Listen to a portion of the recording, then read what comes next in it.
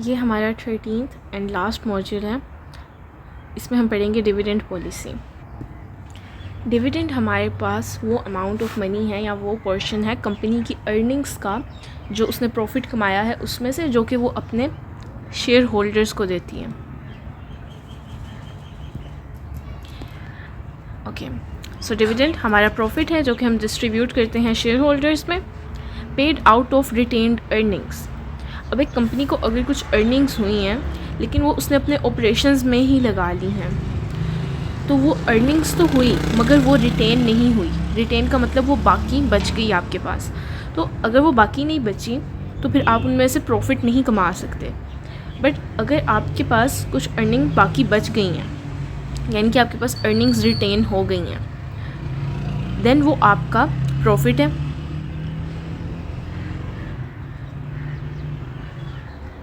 तो सिंपली जो आपके कंपनी के ऑपरेशंस हैं, आपने इंटरेस्ट वगैरह पे करना था, उसके बाद जो आपके पास पैसे बचे हैं, रिटेन्ड अर्निंग्स जो बच गई हैं, तो डिविडेंड उनमें से दिया जाएगा। And then we have annual dividend and interim dividend. Annual dividend हमें इसके नाम से पता चल रहा है कि ये आफ्टर 1 ईयर दिया जाता है। बट जो हमारे पास इंटरिम डिविडेंड है ये हमारे पास 1 साल ख़त्म होने से पहले दिया जाता है। अब ये क्वार्टरली भी हो सकता है या फिर ये सेमी एनुअली भी हो सकता है, तो ये मंथली भी हो सकता है। तो ये इंटरिम डिविडेंड है। इसके अलावा ये जो रिटेन्ड अर्निंग का हमारे पास कॉन्सेप्ट है, यहाँ पर तो हम इसकी एज प्रॉफिट बात कर रहे हैं कि कंपनी के ऑपरेशंस के बाद बचे हुए पैसों में से डिविडेंड दिया जाता है। बट रिटेन्ड अर्निंग, रिटेन्ड जो हमारे पास प्रॉफिट्स हैं उनका ये मतलब भी है कि कुछ ऐसी अमाउंट भी होती है जिसका हम डिविडेंड नहीं देते, वो हम कंपनी में रख लेते हैं दोबारा री इन्वेस्ट करने के लिए कि हम इससे अपना कोई और ऑपरेशन करेंगे। तो वो भी हमारे पास रिटेन्ड अर्निंग होती हैं। बट यहाँ पर हम बता रहे हैं कि रिटेन्ड अर्निंग वो जो कि ऑपरेशंस हमारे पूरे करने के बाद हमारे पास बच गई है, तो उससे हम डिविडेंड देते हैं। अब हम डिविडेंड क्यों दें लेकिन, बिकॉज़ ये रिटर्न ऑफ इन्वेस्टर है। जिसने आपकी कंपनी में इन्वेस्ट किया है वो आपसे बदले में कुछ एक्सपेक्ट कर रहा था, तो वो आपसे ये डिविडेंड ही एक्सपेक्ट कर रहा था। इसके अलावा वो कैपिटल गेन एक्सपेक्ट करता है। लाइक आपके शेयर की प्राइस भी तो बढ़ेगी, उसको ये 2 फ़ायदे ही हो सकते हैं कि जो शेयर उसने ख़रीदा है उसकी प्राइस बढ़ेगी और दूसरा आप उसे डिविडेंड देंगे। देन हमारे पास कॉमन शेयर डिविडेंड है जो कि हमारे कॉमन शेयर होल्डर्स को मिलता है, एंड प्रेफर्ड शेयर डिविडेंड जो कि प्रेफर्ड शेयर होल्डर्स को मिलता है। देन डिविडेंड पॉलिसी हमारे पास क्या है। पॉलिसी सिंपली किसी भी ऐसे सिस्टम ऑफ प्रिंसिपल्स को कहते हैं जो कि हमारे डिसीजंस को गाइड करते हैं एंड अचीव रैशनल आउटकम्स। तो किसी भी चीज़ में पॉलिसी इसीलिए बनाई जाती है कि हम उसको फॉलो करें और रैशनली बिहेव करें। तो हम एक सिस्टम बना देते हैं, असूलों का एक सिस्टम बना देते हैं, सिस्टम ऑफ प्रिंसिपल्स, जो कि हमारे फिर डिसीजंस को गाइड करता है। तो डिविडेंड पॉलिसी हम क्यों बनाते हैं, ताकि डिविडेंड जो हम पे कर रहे हैं वो भी हम रैशनली करें, एक सही तरीके से एक सेट ऑफ रूल्स को फॉलो करते हुए हम डिविडेंड पे करें। तो द स्ट्रक्चर ऑफ डिविडेंड पे आउट्स, कि डिविडेंड हमने कैसे पे आउट करने हैं उसका स्ट्रक्चर, या फिर रिटेंशन ऑफ प्रॉफिट, या फिर हमने अगर उसको रखना है वापस अपने पास, डिविडेंड कितने पे नहीं करने हमने। लाइक अगर हमारी 100% अर्निंग्स थी तो उसमें से हमने 20% डिविडेंड पे आउट करना है और 80% हमने री इन्वेस्ट कर लेना है, तो रिटेन कर लेना है हमने उसे वापस। तो ये पॉलिसी हम बनाते हैं कि हमने कितने % डिविडेंड देना है। अब डिविडेंड पॉलिसीज़ भी हमारे पास 2 तरह की हैं, इररेलेवेंस ऑफ डिविडेंड्स और रेलेवेंस ऑफ डिविडेंड। तो इररेलेवेंस का मतलब है कि आप डिविडेंड दें ना दें कोई फ़र्क नहीं पड़ता, और रेलेवेंस का मतलब है कि डिविडेंड के पे आउट करने से हमारी कंपनी की अर्निंग्स वगैरह पे फ़र्क पड़ेगा। तो डिविडेंड पे आउट हमारे पास क्या है, ये वो परसेंटेज ऑफ प्रॉफिट है कि हमें जो प्रॉफिट हुआ था उसमें से हमने कुछ परसेंटेज डिस्ट्रीब्यूट कर दी एज डिविडेंड, हमने अपने शेयर होल्डर्स को डिविडेंड दे दिया। तो डिविडेंड पे आउट हमारे पास कैसे कैलकुलेट किया जाता है, dividend per share divided by earnings per share. Dividend per share हमारे पास क्या है, वो अमाउंट जो कि हम अपने शेयर होल्डर्स को पर शेयर दे रहे हैं। जैसे कि किसी के पास 5 शेयर थे तो हम उसको 10 रुपीज़ पर शेयर दे रहे हैं, तो टोटल हम उसे 50 दे रहे हैं, बट पर शेयर हम उसे 5 रुपीज़ दे रहे हैं। तो ये 5 हमने लिख लिया। और अर्निंग्स पर शेयर हमें एक शेयर के पीछे कितना फ़ायदा हुआ था, तो फॉर एग्ज़ाम्पल हमें एक शेयर के पीछे 10 रुपीज़ का हुआ था प्रॉफिट, और देखें तो हमारे पास जितने भी टोटल शेयर थे उतना हमें फ़ायदा हो गया, बट पर शेयर देखें तो 10 रुपीज़ का हमें प्रॉफिट हुआ था। तो हमने जितना डिविडेंड दिया 5 रुपीज़ हमने पर शेयर डिविडेंड दिया, तो पर शेयर जितनी हमें अर्निंग हुई थी उससे डिवाइड कर देंगे तो हमारे पास डिविडेंड पे आउट की रेशो आ जाएगी। अच्छा, जहाँ पर यही लिखा हुआ है कि डीपीओ हमारा डिविडेंड पे आउट है, डीपीएस डिविडेंड पर शेयर है, और ईपीएस अर्निंग्स पर शेयर है। Then we have retention. Retention आपको भी बताया, रिटेन कर लेने को कहते हैं कि जो प्रॉफिट हमने अपने पास वापस रख लेना है, तो वही परसेंटेज ऑफ प्रॉफिट जो कि नॉट डिस्ट्रीब्यूटेड एज डिविडेंड, जो कि हमने डिस्ट्रीब्यूट नहीं की, इसे हम प्लो बैक भी कहते हैं। प्लो बेसिकली हम कहते हैं जो हमारे जिस तरह खेत में जो हल चलाते हैं उसको कहते हैं, तो प्लो बैक से यहाँ मतलब है कि वापस हम री इन्वेस्ट कर रहे हैं उसमें। तो प्लो का मतलब तो हल चलाना हो गया, बट ये प्लो बैक जब हम इसको इकट्ठा देखें तो ये हमारे पास एक फ्रेजल वर्ब है वैसे इंग्लिश में, जिसका मतलब होता है प्रॉफिट्स को री इन्वेस्ट कर देना। ओके, तो रिटेंशन रेशो अब हम कैसे निकाल सकते हैं। डिविडेंड पे आउट रेशो तो हमने निकाली थी डीपीएस डिवाइडेड बाय ईपीएस से, बट रिटेंशन रेशो हम निकालेंगे 1 minus DPS divided by EPS. मतलब कि रिटेंशन रेशो हो गई हमारी 1 माइनस जितना हमने डिविडेंड पर शेयर दिया है डिवाइडेड बाय हमें जितनी अर्निंग पर शेयर हुई है। Then we have effect of DPO and RR, यानी कि इफेक्ट ऑफ डिविडेंड पे out ratio and retention ratio. तो हायर डीपीओ रिड्यूस ग्रोथ, अगर आप ज़्यादा डिविडेंड पे आउट कर देंगे तो हमारी ग्रोथ कम होगी। ऐसा क्यों होगा? बिकॉज़ अगर कंपनी के पास $100 का प्रॉफिट हुआ है और वो $70 को डिविडेंड के तौर पे दे देती है, तो बाकी उसको कोई प्रोजेक्ट में इन्वेस्ट करना है तो उसके पास सिर्फ $30 बचे। तो जितनी ग्रोथ अगर ये इस तरह करती कंपनी हमारे पास कि $100 में से 30 का डिविडेंड देती और $70 को फ्लो बैक कर लेती, तो जब $70 और इन्वेस्ट करते तब हमारी ग्रोथ ज़्यादा होनी थी, बट क्योंकि हमने यहाँ पर डिविडेंड ज़्यादा बढ़ा दिया और फ्लो बैक रेशो यानी कि रिटेंशन रेशो हमने कम कर दी, तो हमारी ग्रोथ कम होगी क्योंकि हम ज़्यादा वैसे इन्वेस्ट नहीं कर रहे। तो इसीलिए हाई रिटेंशन रेशो जो होगी कि हम जब ज़्यादा अर्निंग्स रिटेन कर रहे हैं, अपने पास रख रहे हैं, उन्हें दोबारा इन्वेस्ट कर रहे हैं अपने ऑपरेशंस में, तो ये हमारे पास हायर ग्रोथ हमें देगी। Then we have dividend yield. Term is also use for output, यानी कि यील्ड को आप सिंपली कह सकते हैं जो हमें आउटपुट मिल रहा है। Here yield means the return. तो फाइनेंस के टर्म में हमारे पास यील्ड का मतलब है जो हमें रिटर्न मिल रहा है। The return of investor on the current market price of investment, यानी कि जो करंट मार्केट प्राइस हमारे पास चल रही है इन्वेस्टमेंट की, उस पर इन्वेस्टर को कितना रिटर्न मिल रहा है। Then what is stock yield, कि जो टोटल रिटर्न हमें मिल रहे हैं एक शेयर होल्डर को जो टोटल रिटर्न मिल रहा है with reference to the current market price, current market price के हिसाब से उसे कितना रिटर्न मिल रहा है, तो ये स्टॉक यील्ड हो गई। Then what is dividend yield, like dividend is declared as percentage of par value. तो डिविडेंड को हम कहते हैं कि ये हमारे पास पार वैल्यू की परसेंटेज है, but what is par value, तो पार वैल्यू को हम फेस वैल्यू भी कहते हैं, और ये हमारे पास वो नॉमिनल वैल्यू है जो कि हम लीगल वैल्यू असाइन करते हैं जब स्टॉक हमारे पास इशू होता है, उस वक्त जो हम इशूएंस के टाइम पर वैल्यू असाइन करते हैं वो हमारे पास फेस वैल्यू या फिर पार वैल्यू है। तो डिविडेंड उस परसेंटेज के हिसाब से डिक्लेयर होता है पार वैल्यू के परसेंटेज के हिसाब से। Okay, dividend yield is relating DPS to per share market price. ये डिविडेंड यील्ड हमारे पास क्या कर रही है, जो हमारे पास डीपीएस है यानी कि डिविडेंड पर शेयर, ये इसको रिलेट कर रही है किससे, पर शेयर मार्केट प्राइस से, कि एक शेयर की मार्केट प्राइस कितनी है उसको रिलेट कर रही है उस डिविडेंड से जो कि हमें पर शेयर मिल रहा है।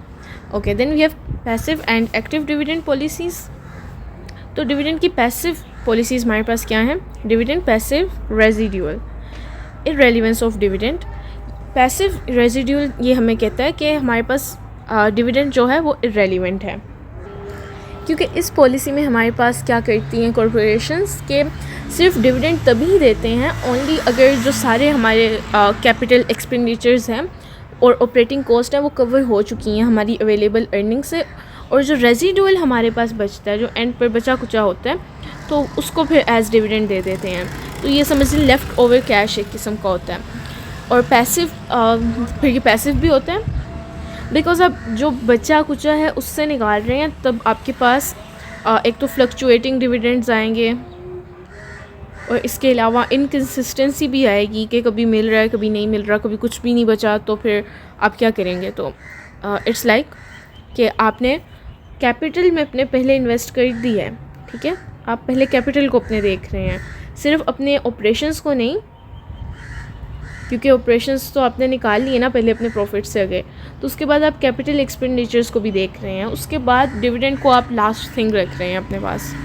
Passive residual refers to left over profit having no investment opportunity, कि आपके पास कोई इन्वेस्टमेंट अपॉर्चुनिटी बची नहीं, जितनी इन्वेस्टमेंट अपॉर्चुनिटीज़ थी लाइक A, B, C, ठीक है, आपके पास ये प्रॉफिट था, ऑपरेशंस आपके हो गए, उसके बाद जो प्रॉफिट बचा आपके पास 3 इन्वेस्टमेंट अपॉर्चुनिटीज़ थी, वो आपने इन तीनों में इन्वेस्ट कर दिया। फिर उसके बाद आपके पास क्या बचा, उसके बाद आपके पास बचा रेजिडुअल प्रॉफिट, ठीक है, क्योंकि आपके पास अब कोई इन्वेस्टमेंट अपॉर्चुनिटी ही नहीं बची थी, तो जो फिर रेजिडुअल प्रॉफिट बचा, लेफ़्ट ओवर प्रॉफिट, उसको फिर आपने एज डिविडेंड दे दिया।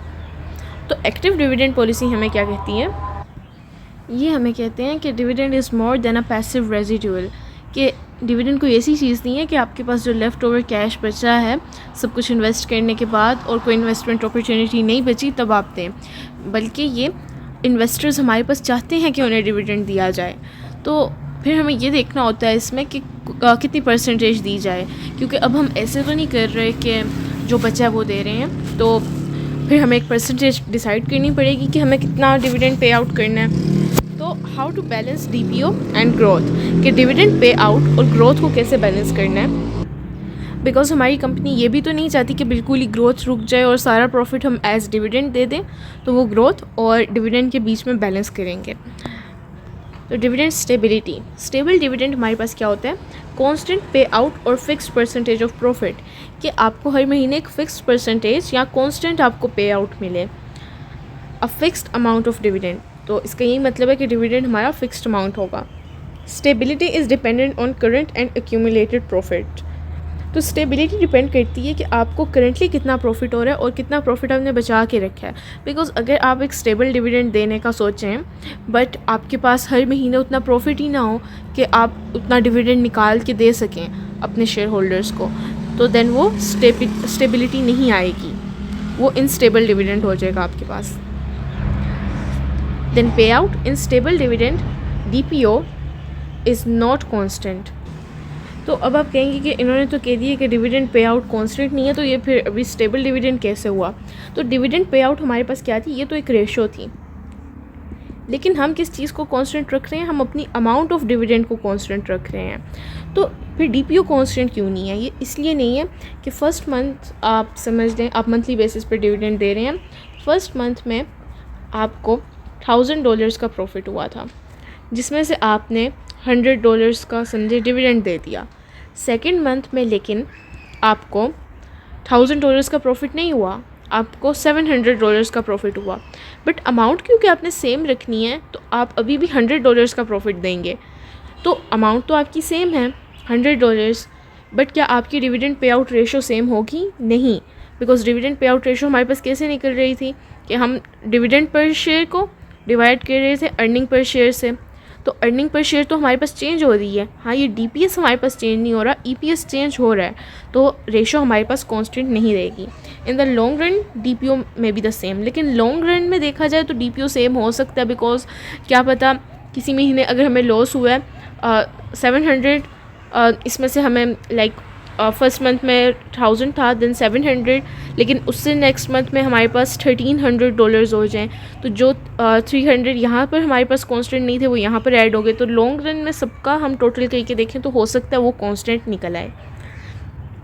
Then stable dividend preference, shareholders prefer fix dividend, shareholders चाहते हैं कि उन्हें फिक्स डिविडेंड दिया जाए ओवर टाइम, बिकॉज़ इससे उन्हें सिक्योरिटी मिलती है और उन्हें पता होता है हमारी एक फ़िक्स्ड इनकम आ रही है। रेगुलर सोर्स ऑफ इनकम उनका एक रेगुलर सोर्स ऑफ इनकम बन जाता है। दैन उन्हें सर्टेनिटी होती है कि हमें यहाँ से डिविडेंड मिलेगा।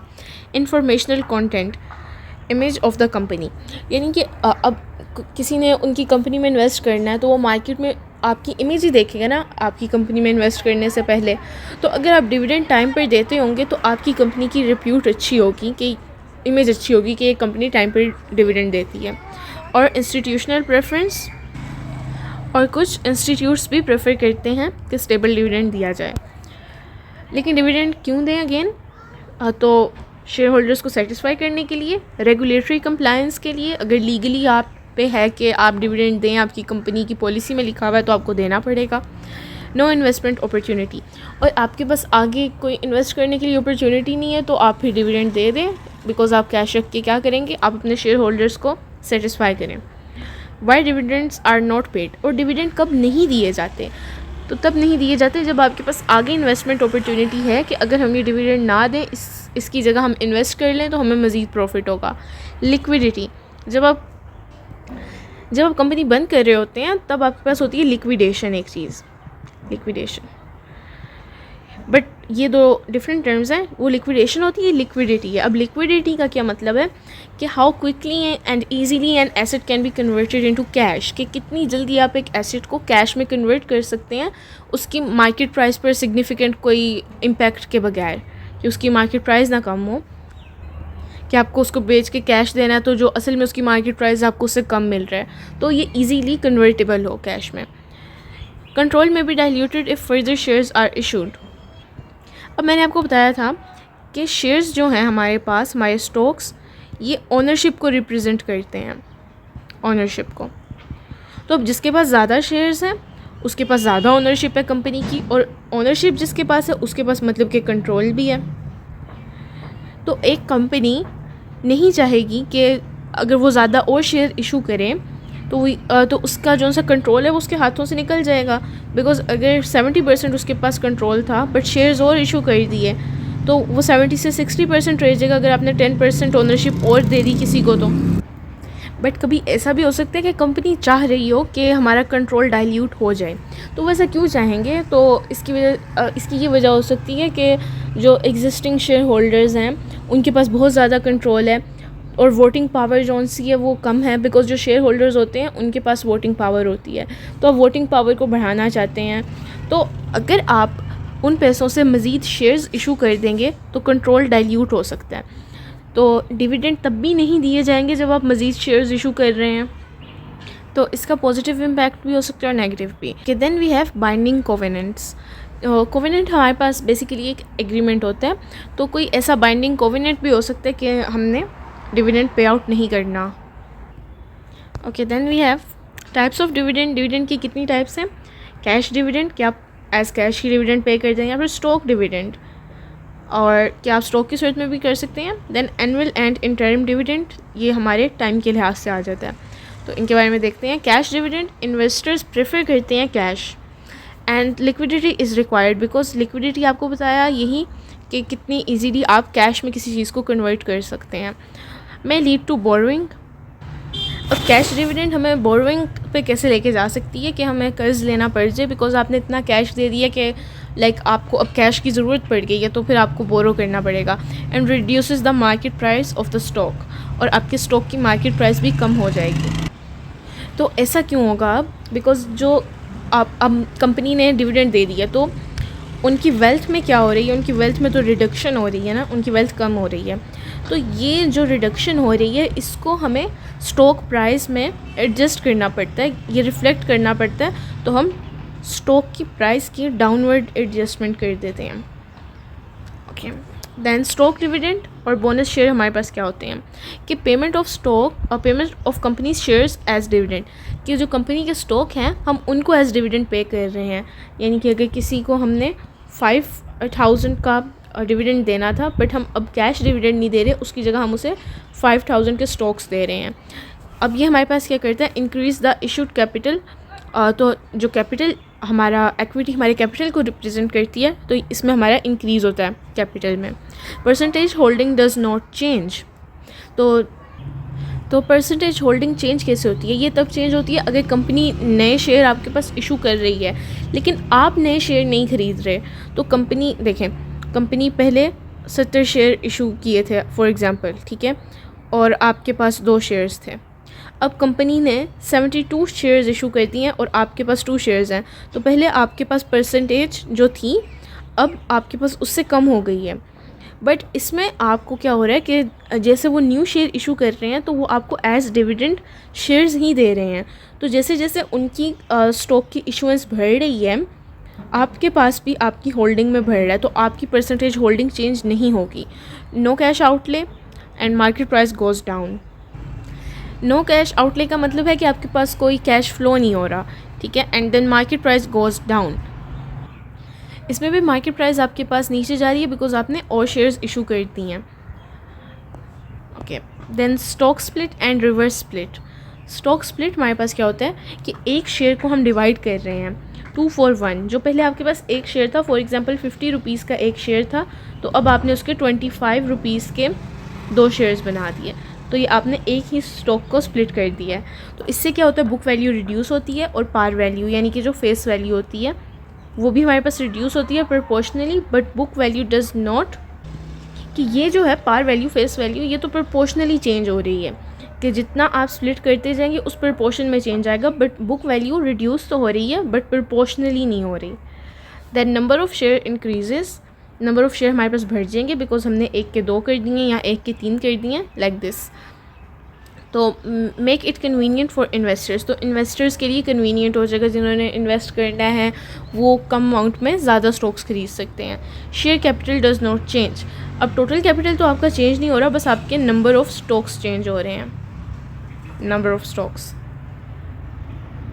ओके, देन रिवर्स स्प्लिट हमारे पास क्या होता है कि आप दो आपके पास शेयर्स थे, 2 स्टॉक थे, ठीक है, 2 स्टॉक के शेयर्स, शेयर 1 और शेयर 2 था आपके पास। इन दोनों को मिलाकर ये 25 रुपीज़ का था, ये 25 रुपीज़ का था, इन दोनों को मिलाकर आपने एक 50 रुपीज़ वाला बना दिया शेयर। तो इसमें आप कंबाइन कर रहे हैं बेसिकली। अब इसमें पार वैल्यू हमारे पास इंक्रीज़ होगी, नंबर ऑफ़ शेयर हमारे पास कम हो जाएंगे बिकॉज हम 2 का 1 कर रहे हैं। Then high par value requires more investment. अब फेस वैल्यू और होगी, हमारे पास और होगी तो हमें ज़्यादा इन्वेस्टमेंट की ज़रूरत होगी। Share capital does not change. Total share capital अभी भी हमारे पास चेंज नहीं हो रहा। Book value is increase. Book value हमारे पास इंक्रीज हो रही है लेकिन प्रोपोर्शनली नहीं हो रही। पिछले में भी हमारे पास ये प्रोपोर्शनली नहीं हो रही थी। Reverse split signals financial difficulties. इसका ये मतलब है कि हमारे पास फाइनेंशियली डिफ़िकल्टीज़ आ रही हैं, तभी हमें रिवर्स स्प्लिट करके अपने स्टॉक की कीमत को बढ़ाना पड़ रहा है। मतलब कि 2 की कीमत में 1 करना पड़ रहा है। मोर लाइक दोनों की प्राइस मिलाकर पर शेयर जो हमारी प्राइस है उसको बढ़ाना पड़ रहा है बिकॉज पर शेयर पहले 25 थी तो अब पर शेयर 50 है। ओके, देन रीपर्चेज और ट्रेजरी स्टॉक्स। जब एक कंपनी अपने ही स्टॉक्स को वापस ख़रीद लेती है, अब वो क्यों खरीद सकती है? ओनरशिप वापस लेने के लिए अपनी। तो ऐसे स्टॉक्स को हम ट्रेजरी स्टॉक कहते हैं। अच्छा, स्टॉक रिडेम्पशन हमारे पास क्या है? Common stocks can not be redeemed. अब आपने एक बार कॉमन स्टॉक खरीद लिया तो आप उन्हें रिडीम नहीं कर सकते। Going concern principal. Going concern हमारे पास वो बिज़नेस होता है जिसका नो एंड इन साइट के। तो ये बेसिकली आपकी यही एजम्पशन है कि ये आपका बिज़नेस फोरसीएबल फ्यूचर में, जितना कि आप देख सकते हैं फोरसीएबल फ्यूचर, इसमें ये ऑपरेट करता रहेगा। तो हम ये वाला प्रिंसिपल भी हम ध्यान में रखते हैं कि फोरसीएबल फ्यूचर टिपिकली ये 12 मंथ्स में देखा जाता है कि 1 साल में हमारी कंपनी बंद नहीं होने वाली। तो अगर फिर भी कुछ स्टॉक रिडीम होते हैं तो वो एक कैपिटल एलोकेशन का डिसीजन होता है कि कंपनी के पास इतने सफिशिएंट रिसोर्सेज हैं कि वो शेयर होल्डर्स को पे कर भी दें, उनको रिडीम कर भी दें, तो फिर भी हमारी जो उनसे फ्यूचर ऑब्लिगेशंस हैं और ऑपरेशन हमारा चलता रहेगा। बट ऐसा क्या कहते हैं, जिन कंपनीज़ में नहीं है वो अपने स्टॉक रिडीम नहीं करेंगी। Okay, bonds can be redeemed, लेकिन बॉन्ड्स को हम रिडीम कर सकते हैं because they are basically debt. तो डेट हम पे कर देंगे तो वो हमारा रिडीम हो जाएगा। Preferred stock can be redeem. अब प्रेफर्ड स्टॉक को भी हम रिडीम कर सकते हैं। तो ऐसे प्रेफर्ड स्टॉक को हम रिडीमेबल प्रेफर्ड स्टॉक्स कहते हैं। Then we have treasury stocks. जब कंपनी अपने ही स्टॉक्स को ख़रीद लेती है उसे हम कहते हैं treasury stocks, issued capital does not decrease. अब जितना कैपिटल इशू कर चुके हैं, फॉर एग्जांपल टोटल आप 100,000 रुपीज़ के शेयर्स को इशू कर चुके हैं, तो अब आप वापस ख़रीद रहे हैं तो इसमें डिक्रीज़ नहीं आएगा, तो इस वैल्यू में डिक्रीज़ नहीं आ रहा, बस इसकी ओनरशिप चेंज हो रही है कि पहले जो स्टॉक होल्डर्स के पास थी वो अब आपके पास आ गई है वापस। आउटस्टैंडिंग शेयर डिक्रीज़, लेकिन आउटस्टैंडिंग शेयर्स डिक्रीज़ हो रहे हैं। आउटस्टैंडिंग शेयर्स वो थे जो कि आपके शेयर होल्डर्स के पास थे, लेकिन अब वो वापस आपकी कंपनी के पास आ गए हैं, तो वो आउटस्टैंडिंग शेयर्स नहीं है। Reduces the value of share holders equity, अब जो शेयर होल्डर्स की एक्विटी थी, क्योंकि आप कंपनी में अपने वापस इसको ले रहे हैं, ये आपके ट्रेजरी स्टॉक्स बन गए हैं, तो शेयर होल्डर्स की तरफ से जो सी एक्विटी थी वो रिड्यूस हो जाएगी। तो ट्रेजरी स्टॉक्स क्यों लें? Because increases the return of remaining share holders. अब जितने कम लोगों को रिटर्न देना होगा, क्योंकि बाकी स्टॉक्स आपके पास आ गए, तो पहले 100 लोग थे आपके पास जिनके पास शेयर्स थे, आपने बीच में से 10 लोगों से वापस ख़रीद लिए, तो आपके पास 90 ऐसे लोग रह गए जिनके पास आपकी कंपनी के शेयर्स हैं। तो पहले आपने 100 लोगों को देना था डिविडेंड, अब आपने 90 लोगों को डिविडेंड देना है। तो पहले फॉर एग्ज़ाम्पल 1000 रुपये आपके 100 लोगों में डिवाइड हो रहे थे, अब वो 90 लोगों में डिवाइड हो रहे हैं, तो इसलिए जो बाकी 90 बचे हैं उनका return on the remaining shareholders, return of the remaining shareholders वो आपके पास बढ़ जाएगा। Distribution of funds when there are no attractive investment options, तो आप फंड्स को डिस्ट्रीब्यूट कर, तो कैसे फ़ंड्स को डिस्ट्रीब्यूट किया जा सकता है? तो ऐसे किया जा सकता है कि आप डिविडेंड दे दें, या फिर आप किसी और अपने चीज़ में इन्वेस्ट कर लें, किसी न्यू प्रोजेक्ट में इन्वेस्ट कर लें, लेकिन आपको कोई अट्रैक्टिव इन्वेस्टमेंट ऑप्शन नहीं दिख रहा, बट आपके पास कैपिटल काफ़ी ज़्यादा है, काफ़ी ज़्यादा आपके पास फ़ंड्स हैं, तो उन फ़ंड्स का आप ये भी इस्तेमाल कर सकते हैं कि आप अपनी ओनरशिप वापस ले लें, आप अपने ट्रेजरी स्टॉक्स को खुद ही ख़रीद लें, अपने स्टॉक्स को खुद ख़रीद लेंगे तो वो ट्रेजरी स्टॉक्स होंगे। में have a positive signalling effect, और मार्केट में आपका इस बात का पॉजिटिव इम्पैक्ट भी जा सकता है कि इनके पास इतने फंड्स हैं। Affects the percentage interest in the company, और इससे हमारा परसेंटेज इंटरेस्ट भी अफेक्ट होगा। देन वी हैव रिटेंशन और फ्लो बैक रेशो, कि अगर हम डिविडेंड को रिटेन करते हैं तो उसका क्या है हमारे पास, तो retention portion of profit not distributed as dividend, वो पोर्शन जो कि आपने डिविडेंड के तौर पे नहीं दिया। प्रॉफिट आपके पास क्या होता है? Internal source of financing. External sources क्या होते हैं हमारे पास? जैसे एक्सटर्नल सोर्सेज में हमारे पास एक्विटी और डेट वगैरह आ जाता है, बट अब आपका बिज़नेस खुद कमा के आपको दे रहा है, तो वो इंटरनल सोर्स हुआ ना फाइनेंसिंग का। तो रिटेंशन वही चीज़ है, वो प्रॉफिट जो कि आपने रख लिया है अपने पास फाइनेंसिंग के लिए। Return of share holder should be maximised, हमारे बिज़नेस का यही गोल है कि वेल्थ मैक्सिमाइज़ हो, तो शेयर होल्डर को जो रिटर्न मिले वो हमने मैक्सिमाइज़ करना है, ठीक है। अब वो कैसे मैक्सिमाइज़ हो सकता है? रिटर्न आपको बताया था 2 चीज़ों से मिल सकते हैं, या तो जो आप डिविडेंड दे रहे हो, या फिर उनके जो स्टॉक की या शेयर की प्राइस है वो अप जाएगी। तो ये 2 तरीक़ों से हम उनकी वेल्थ को मैक्सिमाइज़ कर सकते हैं, डिस्ट्रीब्यूट करके भी या फिर रिटेन करके। अगर हम रिटेन करेंगे तो हमारा ओवरऑल कंपनी का प्रॉफिट ऊपर जाएगा, बिकॉज हम उन फंड्स को नई जगह पर इन्वेस्ट कर रहे हैं, तो ऐसे भी हमारे शेयर होल्डर्स को फ़ायदा होगा। इसके अलावा अगर हम रिटेन करेंगे तो हमारे पास कोई इन्वेस्टमेंट अपॉर्चुनिटी है तो हम उसका फ़ायदा उठा सकते हैं। Then retention ratio, profit retained to profit earned, ये इसकी रेशो है कि जितना आपने प्रॉफिट कमाया था, ठीक है, प्रॉफिट अर्नड, और जो प्रॉफिट आपने रिटेन कर लिया है उसकी ratio. Retention per share to earning per share, और पर शेयर के हिसाब से देखें तो आप पर शेयर पे कितने पैसे अपने पास रख रहे हैं, और जिस हिसाब से आपको उस शेयर पर अर्निंग हुई थी, फॉर एग्जांपल एक शेयर पे 10 रुपये की अर्निंग हुई थी, और रिटेन आप उसमें से कर रहे हैं अपने पास 5 रुपीज़, बाकी 5 आपने एज डिविडेंड दे दिया, तो ये आपकी रिटेंशन रेशो है। और अगर आपके पास डिविडेंड पे आउट रेशो दी हुई है, DPO दिया हुआ है, तो इससे आप अपनी रिटेंशन रेशो कैसे निकाल सकते हैं? ऐसे निकाल सकते हैं कि इस DPO को सब्ट्रैक्ट कर रहे हैं आप 1 में से, ये आपके पास फॉर्मूला लिखा हुआ है 1 minus DPO। Then why invest, हम इन्वेस्ट क्यों करें? इन्वेस्ट हम करेंगे प्रॉफिट अर्न करने के लिए। Preference is to get maximum profit, यानी कि अपनी वेल्थ को हमने मैक्सिमाइज़ करना है, यही हमारी प्रेफरेंस है। Company should make prudent, prudent का मतलब है आप कह लें केयर से या फिर कॉशन से चलना, यानी कि रिस्क को, अननेसेसरी रिस्क को अवॉइड करना, बिकॉज रिस्क टोटली तो अवॉइड नहीं हो सकता, बट अननेसेसरी रिस्क को आप अवॉइड करें। तो ये हमारे पास प्रूडेंट है कि कंपनी को प्रूडेंट होना चाहिए। ओके, तो company should make prudent decisions. तो प्रूडेंट का मतलब आपको बता दिया। तो कंपनी को ऐसे डिसीजंस लेने चाहिए for maximum return to shareholders, ताकि वो शेयर होल्डर्स को मैक्सिमम रिटर्न दे सकें। ऐसा ना हो कि अननेसेसरी रिस्क लेके कंपनी को भी नुकसान हो और आपके शेयर होल्डर्स को भी नुकसान हो। Then investment opportunity, how much shareholders will get if profit is distributed as dividend, कि शेयर होल्डर्स को कितना आपने देना है प्रॉफिट अगर आप अपने डिविडेंड को डिस्ट्रीब्यूट कर रहे हैं। Does the company has an opportunity to invest the profit at higher rate, क्या ऐसा हो सकता है कि हमारे पास कोई ऐसी इन्वेस्टमेंट अपॉर्चुनिटी है कि हम इन्वेस्ट करके ज़्यादा प्रॉफिट कमा सकें। तो ये आपको हमेशा ध्यान में रखना चाहिए। एक्सेस रिटर्न, एक्सेस का मतलब होता है ज़ायद। तो जो आपके पास एक्सेस रिटर्न है, लाइक मार्केट रेट इन्होंने आपको बताया 14% है। रिटर्न फ्रॉम री इन्वेस्टमेंट इन द बिज़नेस, आप अगर अपने बिज़नेस में दोबारा इन्वेस्ट कर लें तो आपको रिटर्न मिलेगा 19%। तो प्रॉफिट में बी री इन्वेस्टेड। जब आपको ये अपॉर्चुनिटी दिख रही है कि आप 19% कमा सकते हैं 14% की जगह, तो देन आपको अपना प्रॉफिट री इन्वेस्ट कर लेना चाहिए। जो आपका ज़ायद रिटर्न बचा हुआ है उसको री इन्वेस्ट कर लें।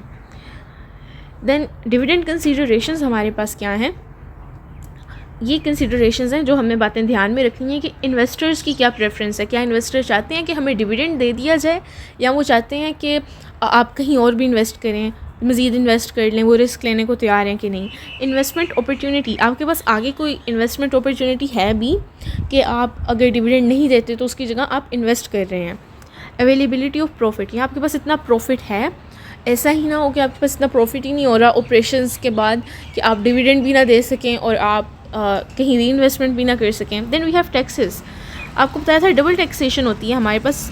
जब देखें, एक बार तो कॉरपोरेट को अपना टैक्स देना पड़ता है, लेकिन अब जब आप डिविडेंड पे करते हैं तो उस डिविडेंड पे भी आपकी टैक्सेशन होती है। तो ये डबल टैक्सेशन हो गई।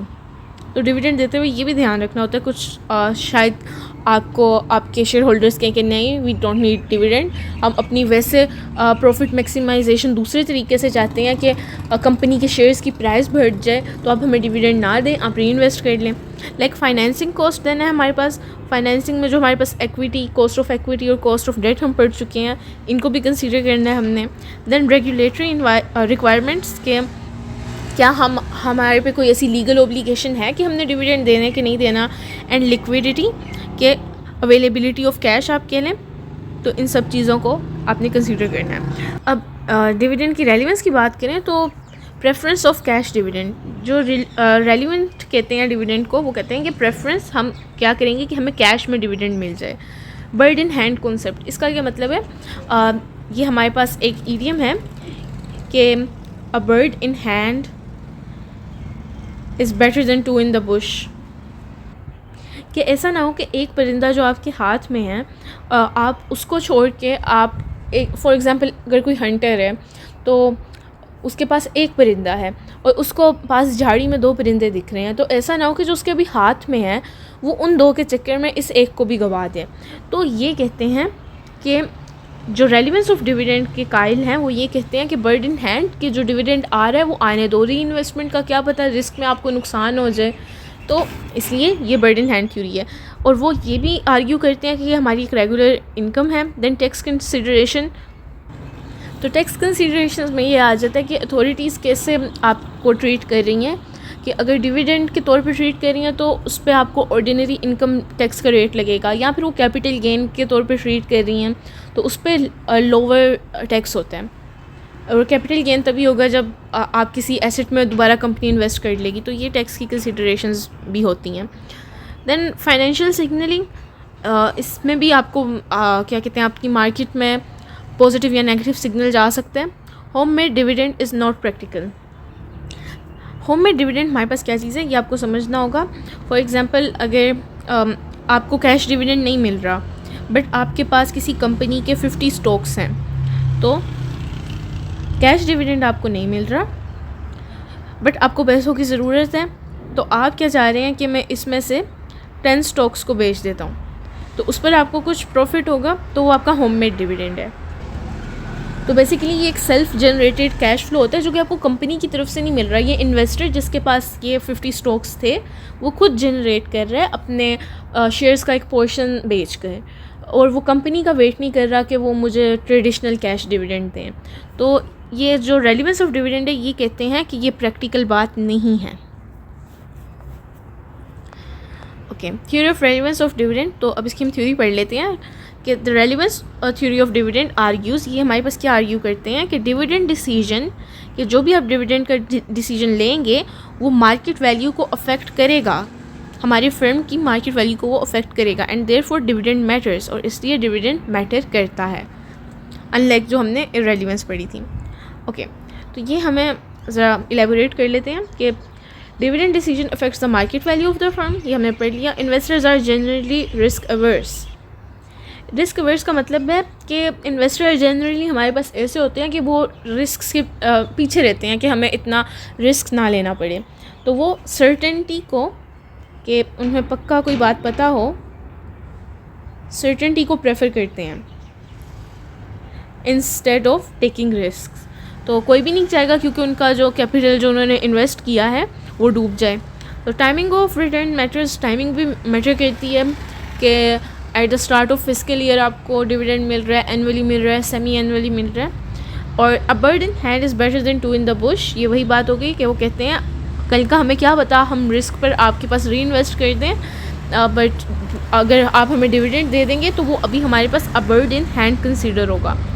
Then market response to dividend news, market भी हमारे पास रिस्पॉन्स करती है, तभी तो मार्केट प्राइस हमारे पास अफेक्ट होती हैं हमारे डिविडेंड डिसीजन से। Decrease in share price is less than the amount of dividend, कि अगर डिविडेंड देने से हमारी शेयर प्राइस जो है वो कम होगी भी, तो वो जो आपने डिविडेंड दिया है उतनी तो नहीं कम होगी, उससे कम इसमें कमी आएगी।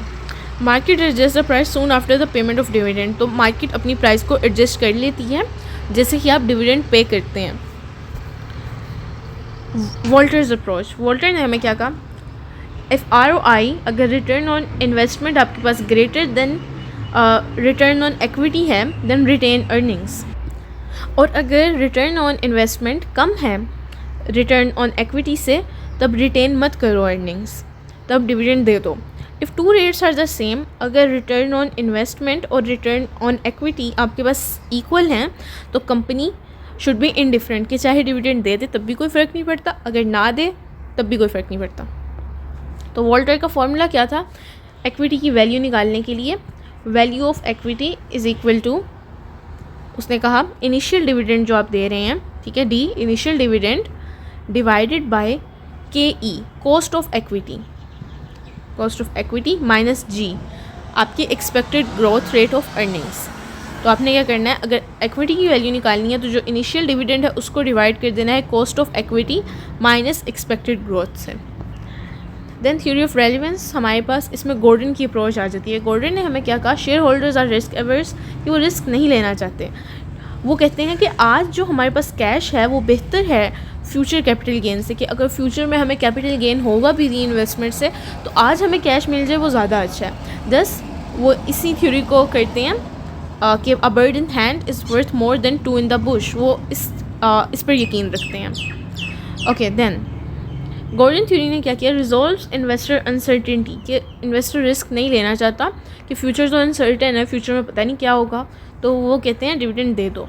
Investors prefer even less but certain income, कि वो ये कहते हैं कि चाहे हमें कम पैसे मिलें बट मिलें ज़रूर, जिस तरह के लोग जॉब सिक्योरिटी की बात करते हैं कि चाहे हमें इतने पैसे ना मिले महीने के, बहुत ज़्यादा पैसे ना मिले बट हमारी जॉब सिक्योर हो। इसी तरह इन्वेस्टर कहते हैं कि चाहे हमें महीने के आप या फिर एनुअली कम डिविडेंड दे दें, बट हमें पता हो कि हमें डिविडेंड मिल रहा है, वो सर्टन हो कि हमें मिलता रहेगा, हमें आज से 2 साल बाद 3 साल बाद मिलता रहेगा। Than more but less certain income, बजाय कि वो कहते हैं आप हमें ऐसे ख्वाब दिखाओ कि लाइक हम आपको 80% डिविडेंड देंगे, लेकिन पता है नहीं कि अगले महीने मिलेगा भी कि नहीं मिलेगा, एक महीने मिल गया, तो वो लेस सर्टन चीज़ों से जिनमें गैर यकीनी हो, लेस सर्टन मतलब गैर यकीनी हो, तो अनसर्टन इज़ गैर यकीनी, और लेस सर्टन इज़ कम जिसमें हमारे पास यकीन एलिमेंट कम हो, तो वो ऐसी चीज़ों को अवॉइड करते हैं। गॉर्डन्स अप्रोच हमें ये भी कहती है due to less risky nature, क्योंकि हमारे लेस रिस्की नेचर है डिविडेंड्स की, यानी कि डिविडेंड मिल रहे हैं तो उसमें हमें पता है हम सर्टेन है हमें मिल रहे हैं। तो क्योंकि ऐसी नेचर है डिविडेंड्स की, तो इन्वेस्टर क्या करेंगे, will discount the firms dividend stream at a lower rate of return. तो वो इस चीज़ पर भी राज़ी हो जाएंगे कि चलें हमें एक लोअर रेट ऑफ रिटर्न भी मिल रहा है बट इट्स ओके, तो दस increasing the value of the firms share, तो हमें हमारी फर्म की जो वैल्यू है वो इन टर्न हमारे पास इंक्रीज़ होगी। और ये हमारे पास जब गॉर्डन ने बात की तो इसमें कुछ असम्पशंस ये थी कि ऑल इक्विटी फर्म, इसमें डेट हमारे पास ज़ीरो है, नो एक्सटर्नल फाइनेंसिंग, कोई एक्सटर्नल फाइनेंसिंग नहीं हो रही, लेकिन हमारे पास सिर्फ इक्विटी है, और internal rate of return of the firms remains constant. जो IRR है हमारा, इसके बारे में हम पढ़ चुके हैं, ये सेम रहेगा। Cost of capital remains the same, cost of capital भी सेम रहेगी regardless of the risk complexion, के रिस्क जैसा भी है cost of capital is same. Going concern है मतलब कि बिजनेस का नो एंड इन साइट अभी, यानी कि ये ऑपरेशनल ही रहेगा। The retention ratio is constant, retention हम कॉन्स्टेंटली कर रहे हैं, कांस्टेंट रेट पर कर रहे हैं कि हमने अगर अपनी अर्निंग्स का 5% ही रिटेन करना तो इससे ज़्यादा हम रिटेन नहीं कर रहे, बाकी का हम डिविडेंड ही दे रहे हैं। कॉरपोरेट टैक्स भी एग्जिस्ट नहीं करता इन एजम्पशंस में। ओके, गॉर्डन ने जो मॉडल हमें दिया था ग्रोथ रेट का वो देखते हैं। तो हमारा जो सा ग्रोथ रेट G है वो भी कांस्टेंट होगा, बिकॉज हम एक जो सी हमारी रिटेंशन रेशो है, जो हम अर्निंग्स को रिटेन कर रहे हैं, वो भी हमारे पास कांस्टेंट ही है, तो इसलिए ग्रोथ रेट भी हमारे पास कांस्टेंट रहेगा। तो ग्रोथ रेट हमारे पास क्या होता है, retention ratio into cost of capital. तो रिटेंशन रेशो हमारी क्योंकि सेम रहेगी थ्रू आउट हमारा बिजनेस के ऑपरेशंस, तो इसलिए हमारा ग्रोथ रेट भी सेम रहेगा, बिकॉज हमारे पास कॉस्ट ऑफ कैपिटल भी चेंज नहीं हो रही, ये भी हमने ऊपर पढ़ा था कि cost of capital remains the same. Okay, then we have dividend capitalisation method. The market value of a share is equal to the present value of the future streams of dividend. कि market value हमें कैसे मिल रही है, market value share की हमें ऐसे मिल रही है कि जो प्रेजेंट वैल्यू है हमारे पास फ्यूचर स्ट्रीम्स ऑफ डिविडेंड के, फ्यूचर में आपको जितने डिविडेंड होंगे, लाइक फर्स्ट ईयर का डिविडेंड D1, D2 और टू DN अगर आपके पास होंगे, तो इन सब की present value. Hence the value of a firm is based on dividends. तो इसका मतलब है क्योंकि रेलिवेंस हम पढ़ रहे हैं ना, रेलिवेंस थ्योरीज, तो इसका ये मतलब हुआ कि वैल्यू ऑफ फर्म डिपेंड करती है हमारे पास डिविडेंड्स पर, and so it is relevant, तो ये रेलिवेंट है। तो इसका फॉर्मूला हमारे पास क्या है, price of a share P is equal to E। E हमारे पास क्या है, earnings per share into 1 minus B। 1 minus B हमारे पास डिविडेंड पे आउट रेशो है, आपको याद होगा DPO। KE हमारे पास कॉस्ट ऑफ कैपिटल और द कैपिटलाइजेशन रेट है, और BR हमारे पास ग्रोथ रेट है G, ठीक है। G is equal to B into R था, और DPO हमारे पास इक्वल था 1 माइनस B के। तो ये प्राइस ऑफ अ शेयर का हमारे पास क्या फॉर्मूला है कि earnings per share into DPO या फिर 1 माइनस B के लिए डिवाइडेड बाय जो हमारे पास कॉस्ट ऑफ कैपिटल है minus growth rate.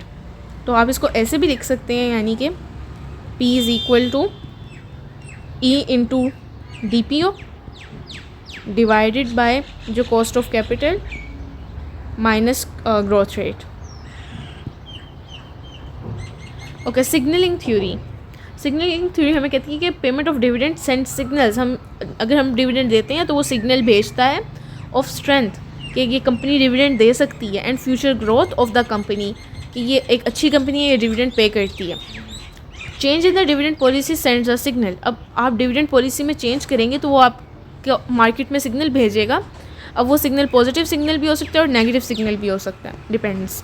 Okay, bird in hand theory हमें क्या कहती है कि टुडेज़ रिटर्न, आज का रिटर्न बेहतर है हमारे लिए कल के रिटर्न से, क्योंकि आज का रिटर्न हमारे पास सर्टेन है कि हमें मिल गया। Okay, then dividend make up about 40% of total stock market returns. कि डिविडेंड जो हैं वो हमारे पास टोटल 40% ऑफ मार्केट रिटर्न्स हमारे पास डिविडेंड से मिलकर बने हैं, कि जो इन्वेस्टर्स को रिटर्न मिलता है उसमें से 40% हमारे पास डिविडेंड है। A bird in hand is better than two in the bush. इसका ये मतलब है कि लेसर अमाउंट इन हैंड, आज आपके पास कम भी पैसे हैं लेकिन अगर हाथ में है तो वो बेहतर है, जो कल आपको अनसर्टेन है कि आपके साथ जो आपके पास नहीं है, आपके हाथ में नहीं है, क्योंकि अब डिविडेंड नहीं लेंगे तो कंपनी रिटेन कर लेगी, तो वो फिर पैसे कंपनी के पास होंगे। तो अगर आपको आज डिविडेंड मिल रहा है वो आपके हाथ में है, वो बेहतर है कि आपकी कंपनी के पास रहे और ज़्यादा हो जाए। तो आज आपको थोड़ा भी मिल जाए तो डैट इज़ बेटर, ये बर्ड इन हैंड थ्योरी कहती है। ओके, इसका क्रिटिसिज्म क्या था कि फर्स्ट री investing dividends they invest the money they get, कि वो इन्वेस्टर्स जौन से हैं उनको आप डिविडेंड दे दोगे तो वो क्या करेंगे, वो भी उसे आगे कहीं और इन्वेस्ट कर देंगे। तो री इन्वेस्टिंग डिविडेंड्स का यही मतलब है कि they invest the money they get, जो पैसे उनको मिल रहे हैं वो भी उन्होंने इन्वेस्ट ही कर देने हैं। सेकंड, टैक्स मिनिमाइजेशन, ये टैक्स हमारे पास कम हो रहा है। Tax on dividend today reduces capital. आपको मैंने डबल टैक्सेशन का बताया था कि हमारे पास डिविडेंड पर भी टैक्स होगा, तो अब उन पर टैक्स लग रहा है तो वो आपका कैपिटल रिड्यूस ही कर रहा है tax. Okay, then third, by asking for dividend they do not act rationally. तो इस थ्योरी का यही क्रिटिसिज्म था कि वो डिविडेंड मांग रहे हैं, वो रैशनल होकर नहीं सोच रहे, वो इम्पल्सिव होकर सोच रहे हैं कि आज हमें पैसे मिल जाएं बस। Okay, then dividend as a passive residual. Okay, the residual theory of dividend हमें क्या कहती है कि dividend paid by a firm is viewed as a residual, कि जो बचा कुचा है वो हमारे पास डिविडेंड है। तो द अमाउंट ऑफ रिमेनिंग और left over after all acceptable investment opportunities, कि जितनी भी आपके पास इन्वेस्टमेंट अपॉर्चुनिटीज़ थी जब वो ख़त्म हो गई तो जो अमाउंट बची वो आपने फिर एज डिविडेंड दे दी। तो ये रेजिडुअल थ्योरी कहती है। अब डिविडेंड की स्टेजेस हमारे पास कितनी हैं कि first, determine optimal level of capital expenditures, कि जितने आपने कैपिटल पर एक्सपेंड करने हैं अपने पैसे उसका एक आप बेहतरीन लेवल ढूंढ लें। Then estimate equity needed to support the expenditure, कि आपने वो लेवल ढूंढ लिया, अब आप पता करें कि इन खर्चों को सपोर्ट करने के लिए हमें टोटल कितनी इक्विटी लगेगी। Then reinvested profit is utilise to meet the equity requirement, अब आपको पता चल गया कि इतनी इक्विटी हमें चाहिए, तो जो आपने री इन्वेस्ट कर दी हैं प्रॉफिट्स उनको यूज़ करें इस इक्विटी की रिक्वायरमेंट को पूरा करने के लिए। Then fourth, if there is a surplus, अगर आपके पास बच जाते हैं फिर भी आपके पास इक्विटी बच जाती है, दैट इज़ रेजिडुअल, वो आपके पास फिर बच गया उसको आप एज डिविडेंड दे दो। ये हमें ये वाली थ्योरी कहती है रेजिडुअल थ्योरी। दस the formula of dividend residual theory is, ये हमें क्या डिविडेंड का फॉर्मूला देती है कि नेट इनकम जितनी आ रही है उसमें से आप माइनस कर दो एडिशनल इक्विटी नीडेड, कि जितना एडिशनल आपको इक्विटी चाहिए उसको माइनस कर दो, फिर जो बचा कुचा आपके पास आ जाएगा वो आप डिविडेंड दे दो। एग्जाम्पल आपके पास दी हुई, प्रोजेक्ट रिक्वायर्ड 120 मिलियन रुपीज़, तो इसमें आपको एक प्रोजेक्ट के लिए 120 मिलियन रुपीज़ चाहिए। इक्विटी रेशो उसमें 70% है कि 70% इसमें इक्विटी रेशो होनी चाहिए, 30% चाहे आप डेट कर लो। प्रॉफिट आपके पास है इसका आ रहा है ₹95 मिलियन, तो कितना डिविडेंड आप पे कर सकते हो इस प्रॉफिट में से। ओके, तो एडिशनल इक्विटी आपने पहले एडिशनल इक्विटी निकालेंगे, देन उसके बाद इसको माइनस कर देंगे आप नेट इनकम में से। तो एडिशनल इक्विटी कैसे निकालेंगे, प्रोजेक्ट आपको कितने का मिल रहा है 120 मिलियन का, और इक्विटी कितनी चाहिए 70%, तो 120 मिलियन का 70% निकाल लेंगे आप, तो वो आपके पास आ जाएगा 84 मिलियन, ये आ गया। तो अब आपने क्या करना है, आपकी नेट इनकम जितनी है, नेट इनकम कितनी थी आपको मिल रही, यानी कि नेट प्रॉफिट आपका कितना हो रहा था यहाँ पर 95 मिलियन, तो इस 95 में से 84 मिलियन को माइनस कर देंगे, देन 11 मिलियन जो बच गया है उसको आप एज डिविडेंड पे कर सकते हो। Then we have the irrelevance theory, कि जो हमारे पास अगर डिविडेंड रेलिवेंस नहीं रखता तो ये थ्योरी कहती है डिविडेंड हमारे पास इररेलेवेंट है। A company's ability to earn and grow determines its market value, कि चाहे डिविडेंड दो ना दो, अगर आपकी कंपनी में एबिलिटी है कि वो अर्न कर सके और ग्रो कर सके तो इस चीज़ से उसकी मार्केट वैल्यू डिटरमाइन होती है and drives the stock price, और स्टॉक प्राइस भी इसी चीज़ से बदलती है, डिविडेंड की पेमेंट से नहीं बदलती। तो इररेलेवेंस थ्योरी ये कहती है। There is no impact of payment of dividend on the stock price, कि आप पेमेंट कर भी दो डिविडेंड की तो कोई इम्पैक्ट नहीं होने वाला स्टॉक प्राइस पर. Dividend does not affect a companies growth, dividend company की ग्रोथ को अफेक्ट नहीं करेगा. Cash dividend is offset by external financing. आपने कैश डिविडेंड देना है तो वो तो आप एक्सटर्नल फाइनेंसिंग से दोगे ना, जो आपके पास इन्वेस्ट हुआ है उसको बेचकर तो आप नहीं दोगे, वो तो अपनी जगह पर इंटैक्ट रहेगा. तो ये आपने एक्सटर्नल फाइनेंसिंग से देना है वैसे भी, तो देन आपका ग्रोथ कैसे कम होगी. इररेलेवेंस थ्योरी ये कहती है. The wealth of investor is not affected by the payment और नॉन पेमेंट ऑफ डिविडेंड. तो जो इन्वेस्टर है उसकी वेल्थ को फ़र्क नहीं पड़ रहा चाहे आप उसे डिविडेंड दो या फिर ना दो. So the split of dividend and retained earning has no impact. तो ये कहते हैं कि चाहे डिविडेंड को स्प्लिट करो या फिर अर्निंग्स को रिटेन कर लो, इसका कोई इम्पैक्ट नहीं है. Then dilution defined. The decrease in the proportional claim on earnings and assets of a share of common stock because of the issuance of additional share. Dilution हम किससे कहते हैं, लाइक कोई सोल्यूशन आपके पास फॉर एग्जांपल होता है, अगर 1 चम्मच चीनी में 1 बूंद पानी डालें तो वो कितना सैचुरेटेड सोल्यूशन होगा.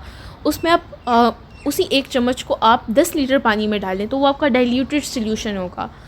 तो इसी तरह अगर आप इस एनालॉजी को यहाँ पर लगाएं कि जो proportional claim on earnings and assets of a share of common stock, आपके पास कॉमन स्टॉक है, उसका कोई शेयर है, ठीक है, उस पर कितना क्लेम है अर्निंग्स एंड एसेट्स का. तो इट्स बेसिकली कि आपने एडिशनल शेयर्स इशू कर दिए हैं. पहले आपके पास 100 शेयर्स थे और बात हो रही है स्पेसिफिकली कॉमन शेयर्स की, तो ये कॉमन स्टॉक्स थे आपके पास 100 थे, बट आपने अब इन्हें कर दिया 150. ठीक है, तो ये 150 करने से, एडिशनल शेयर्स 150 इशू करने से जो एक शेयर पे आपके पास या फिर जितने भी कॉमन शेयर्स हैं टोटल, इन पर जो आपके पास डिक्रीज़ आएगा क्योंकि अब बढ़ गए हैं, तो जो आप पहले इन पर क्लेम कर सकते थे, इन $100 पर आप क्या कर सकते थे, इनकी अर्निंग्स और इनके पीछे जितने एसेट्स हैं उन पर जितना क्लेम कर सकते थे, अब एडिशनल शेयर्स के इशू होने की वजह से इस क्लेम में जितना डिक्रीज़ आ रहा है उसे हम डाइल्यूशन कहते हैं. Okay, then dilution does not affect the irrelevance theory. हमें यही कह रही है कि the sum of discounted value per share of common stock, कि डिस्काउंटेड वैल्यू हम निकाल रहे हैं, इनके प्रेजेंट वैल्यू निकाल रहे हैं अपने पर शेयर ऑफ कॉमन स्टॉक की, आफ्टर फाइनेंसिंग के बाद प्लस करंट डिविडेंड पेड और डिविडेंड देने के बाद, वो एग्जैक्टली आपके पास इक्वल आएगी market value per share of common stock के before the payment of current dividend. यानी कि before the payment of dividend, अगर आपने डिविडेंड दे दिया है तब भी और आपने डिविडेंड नहीं दिया तब भी आपकी वैल्यू सेम रहेगी. सो डिविडेंड की पेमेंट से पहले और डिविडेंड की पेमेंट और फाइनेंसिंग के बाद कॉमन स्टॉक्स की market value per share is exactly equal.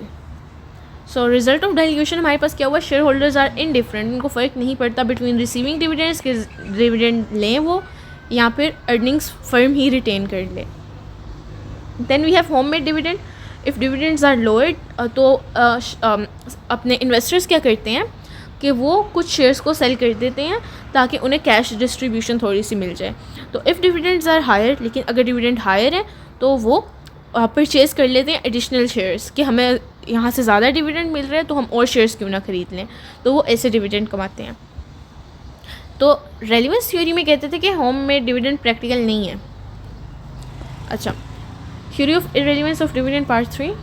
तो इसका क्रिटिसिज्म क्या था कि fractional shares can not be sold, कि आप 1-2 शेयर्स तो आप इन्हें सेल कर सकते हो, लाइक आपके पास एक पूरा शेयर है तो आप इसे बेच सकते हो.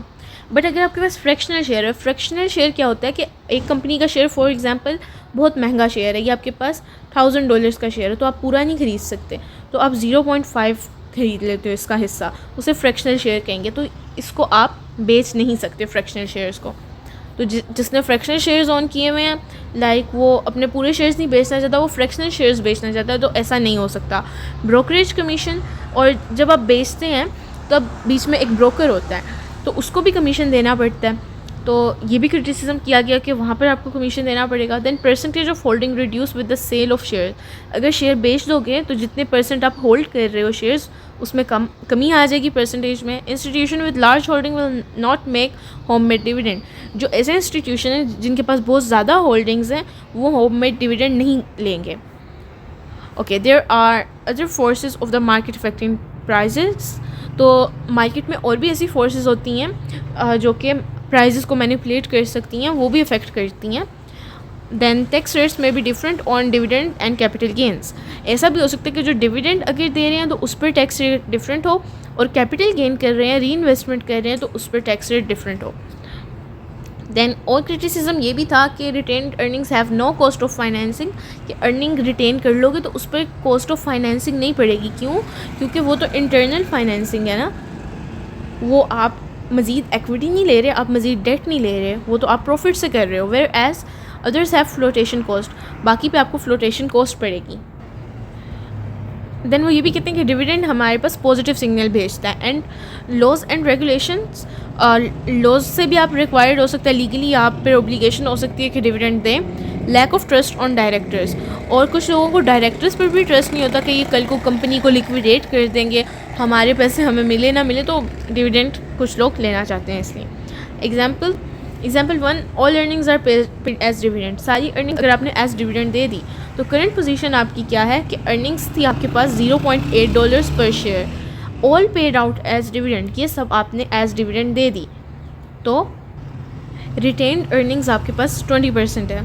तो द प्राइस पर शेयर वुड बी, तो प्राइस पर शेयर आपके पास कितनी होगी, तो ये आपके पास जो है प्राइस आप कैसे निकालेंगे, जो आपने अर्निंग्स की हैं अर्निंग पर शेयर उसको डिवाइड कर देंगे जो आपने रिटेन किया 0.2, क्योंकि 20% है ना, तो 20 डिवाइडेड बाई 100 आपके पास 0.2 होता है, तो इसलिए आप 0.2 से डिवाइड कर रहे हो, तो ये आपके पास $4 आ जाएगा। तो present value of constant dividends received in perpetuity, because ये हमने इसको एज परपेचुइटी कंसीडर किया है कि ये एक गोइंग कंसर्न है, अभी हमारे पास ख़त्म होने वाला बिजनेस नहीं है। अच्छा, then we have another example कि अर्निंग्स आर री इन्वेस्टेड, इसमें हम रिटेन कर रहे हैं at the cost of equity, जो कॉस्ट ऑफ एक्विटी है उस पर हाफ अर्निंग्स रिटेन्ड, आधी अर्निंग्स को हम रिटेन कर रहे हैं। ओके, देन हमने प्राइस निकालनी है, तो अब देखें इसमें हमारे पास E1 है, बाकी डेटा हमारे पास पुराना ही है देखें, बिकॉज यहाँ पर भी हमारे पास इट वाज 0.8 अर्निंग्स थी, ठीक है, और यहाँ पर भी हमारे पास अर्निंग्स हम फर्स्ट अर्निंग अपनी 0.8 ही रख रहे हैं, बस यहाँ पर हमने अपनी रिटेन्ड अर्निंग की रेशो को बताया कि ये 0.2 है।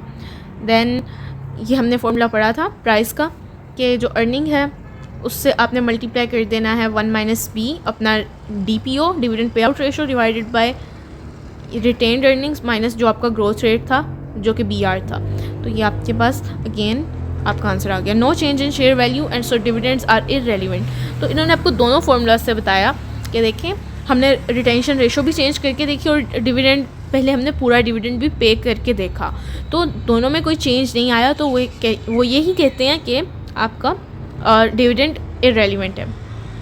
एग्जाम्पल 3, अर्निंग्स को आप री इन्वेस्ट कर रहे हो at more than the cost of equity, अब आप कॉस्ट ऑफ एक्विटी से ज़्यादा पर री इन्वेस्ट कर रहे हो, तो रिटेन्ड अर्निंग्स 0.2 है एज बिफोर, एंड आर जो आपका कॉस्ट ऑफ कैपिटल है वो 0.3 है, लेकिन आप 0.3 से ज़्यादा को री इन्वेस्ट कर रहे हो।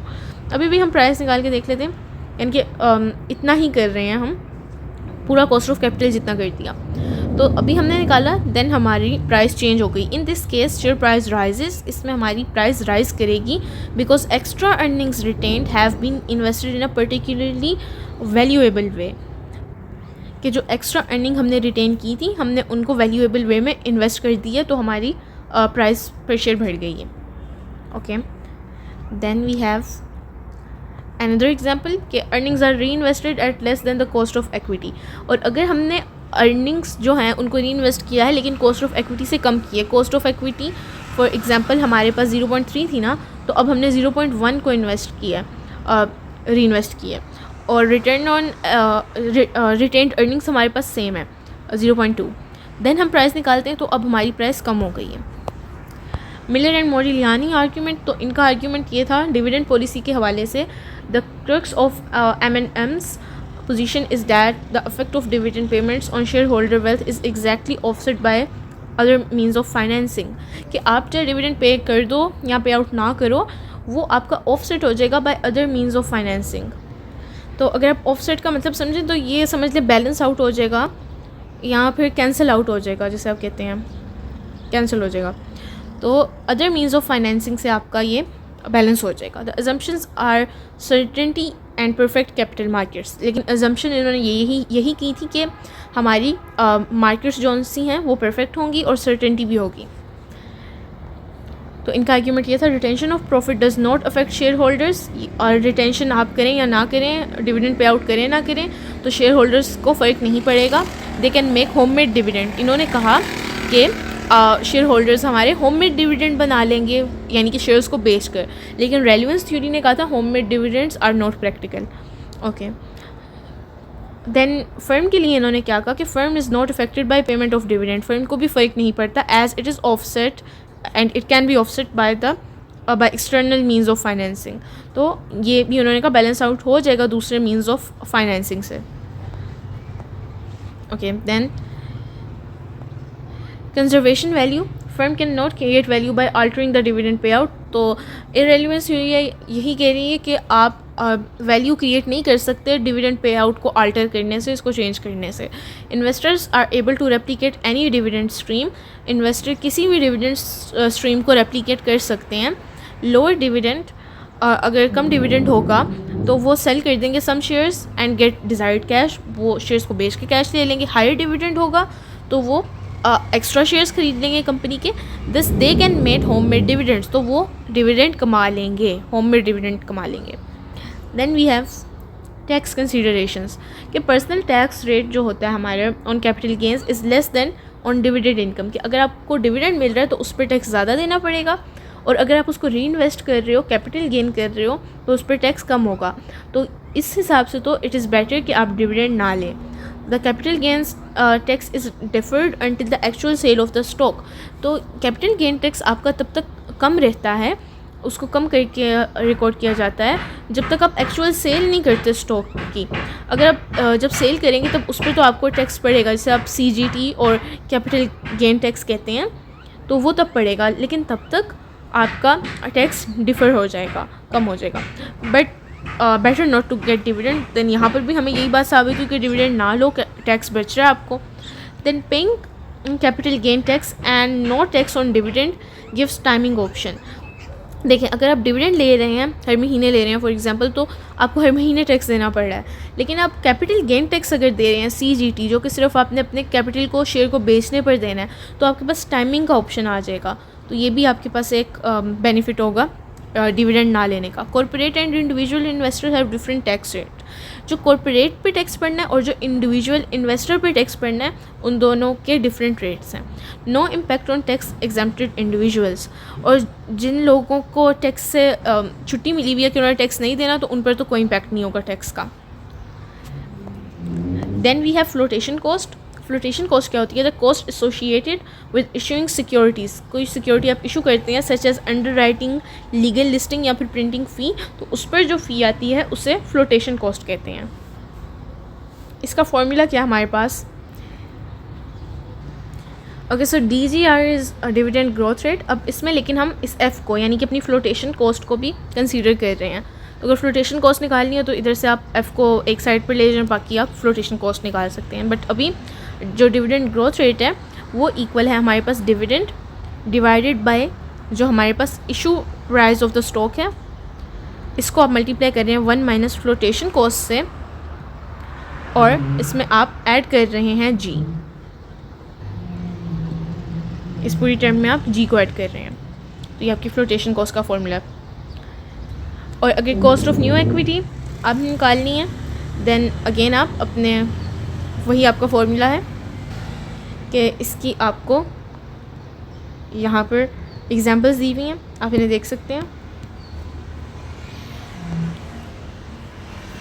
Then we have transaction cost and share divisibility. अगर आप कोई स्टॉक्स बाय या सेल करते हैं तो ब्रोकर की भी कोई फ़ी होती है, तो अगर आप ब्रोकरेज फ़ी देंगे तो उससे आपका जो रिटर्न है या जो आपको कैश मिल रहा है वो कम होगा। Brokerage is paid differently on small and large value stocks. तो ब्रोकरेज फी डिफरेंट होती है for small and large value stocks के लिए, लाइक स्मॉल के लिए कम होगी, लार्ज वैल्यू स्टॉक्स के लिए ज़्यादा होगी, या फिर वो अलग अलग पॉलिसी के हिसाब से हो सकता है। सो इसलिए हम, क्योंकि ट्रांजैक्शन हो रही है इसमें हमारे पास स्टॉक्स की, तो इसलिए हम इसे ट्रांजैक्शन कॉस्ट कहते हैं। Shares are generally sold in round lots. Round lots का ये मतलब होता है कि शेयर ऐसे नहीं सेल होते एक्चुअली कि आपने एक शेयर ख़रीद लिया या 2 शेयर ख़रीद लिया। ये हमारे पास एक स्टैंडर्ड नंबर ऑफ़ शेयर्स होते हैं कि हम ख़रीद सकते हैं, जिस तरह कि एक लॉट में आपके पास 100 शेयर्स हो सकते हैं, तो इस तरह शेयर आपके पास लॉट्स में बेचे जाते हैं।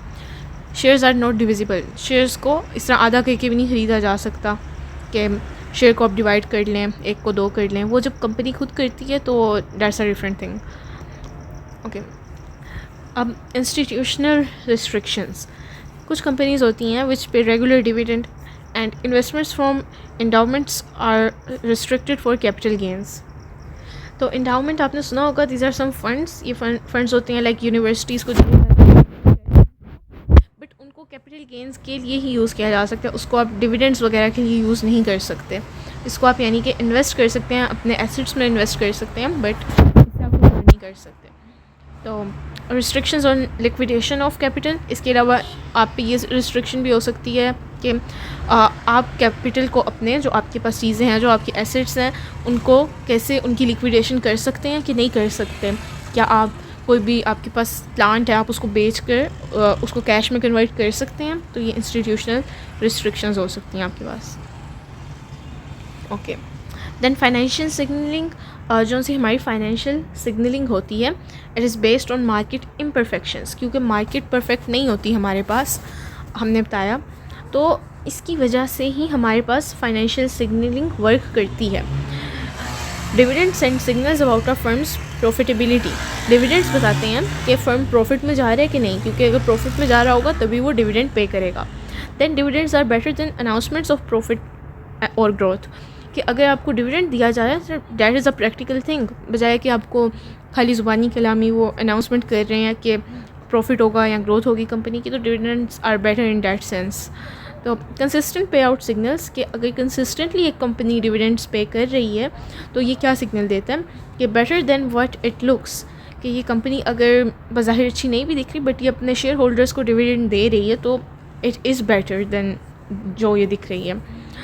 Share price response to signals. अब ये जो सिग्नलिंग होती है, इसका क्या फ़ायदा है, ये शेयर प्राइस इससे अफेक्ट होती है, तो इसी पर हमारी मार्केट चलती है। और this all happens in an imperfect market. हमारा मॉड्यूल 13 भी एंड हो गया। Next we will discuss some subjective type questions.